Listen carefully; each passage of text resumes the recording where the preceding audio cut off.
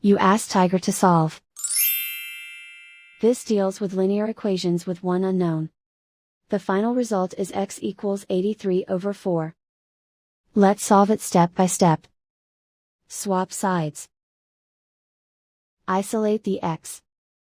Multiply both sides by 25. Group like terms. Multiply the coefficients. Simplify the fraction.